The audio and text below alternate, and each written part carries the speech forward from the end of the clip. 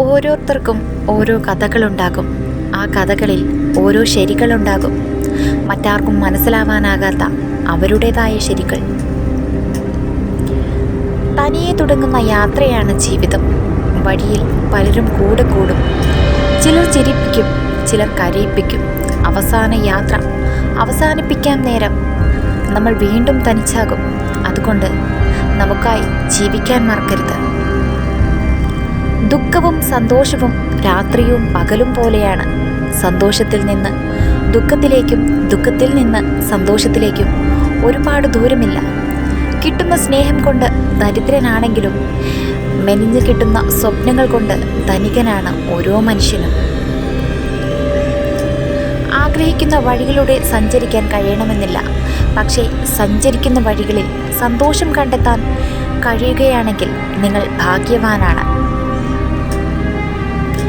ഭാവിയെക്കുറിച്ച് ചിന്തിക്കുക എന്നതാണ് ജീവിതത്തിലെ ഏറ്റവും വലിയ ഉത്തരവാദിത്വം. മറ്റാർക്കും അത് നിങ്ങൾക്കായി ചെയ്യാനും കഴിയില്ല. ഒരു കൊടുങ്കാറ്റ് ഒരു പ്രഭാതം മുഴുവൻ നിലനിൽക്കില്ല.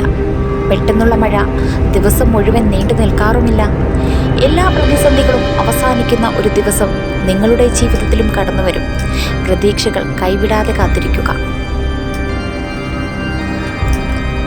തെളിച്ചുകൊണ്ടിരിക്കുന്ന ചൂടുള്ള പാത്രത്തിലേക്ക് ഈച്ചകൾ പറന്നെടുക്കാറില്ല എന്ന് പറയുന്നത് പോലെ തിരക്കുള്ളതും കഠിനാധ്വാനിയുമായ ഒരു മനുഷ്യനെ മടിയന്മാരായ സുഹൃത്തുക്കൾ അപൂർവമായി മാത്രമേ സന്ദർശിക്കാറുള്ളൂ.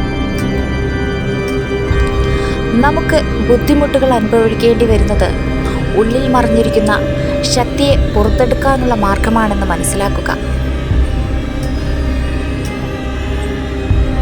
വിധിയെ അനുസരിച്ച് മുന്നോട്ട് പോകണമെന്ന തീരുമാനം സ്വന്തം കാലിൽ കോടാലി കൊണ്ട് വെട്ടുന്നതിന് സമാനമാണ്. ഇങ്ങനെയുള്ള മനുഷ്യർക്ക് ജീവിതം നഷ്ടമാകാൻ അധികം സമയമെടുക്കില്ല. ഏറ്റവും ഭാരമേറിയതും എന്നാൽ മറ്റുള്ളവർക്ക് മുൻപിൽ വിലയില്ലാത്തതുമായ ഒന്നേയുള്ളൂ ഈ ലോകത്ത്. അത് നമ്മെ നിരന്തരം വീർപ്പുമുട്ടിക്കുന്ന ചില ധർമ്മസങ്കടങ്ങളാണ്. മറ്റുള്ളവരെ കുറിച്ച് താഴ്ത്തി പറയുമ്പോൾ ഒന്നോർക്കുക, നമ്മൾ എവിടെ നിന്നാണ് വന്നതെന്നും എന്ത് അവസ്ഥയിലാണ് നാം ഉണ്ടായിരുന്നതെന്നും ആലോചിക്കേണ്ടത് നല്ലത് തന്നെയാണ്. സന്തോഷമായി ജീവിക്കുക എന്നതാണ് പ്രധാനം. അല്ലാതെ അത് മറ്റുള്ളവരെ അറിയിക്കണമെന്ന് നിർബന്ധമില്ല. ഓർക്കുക, എല്ലാവരും നമ്മുടെ സന്തോഷം ആഗ്രഹിക്കുന്നവരല്ല. Thank you for watching. Please support and subscribe.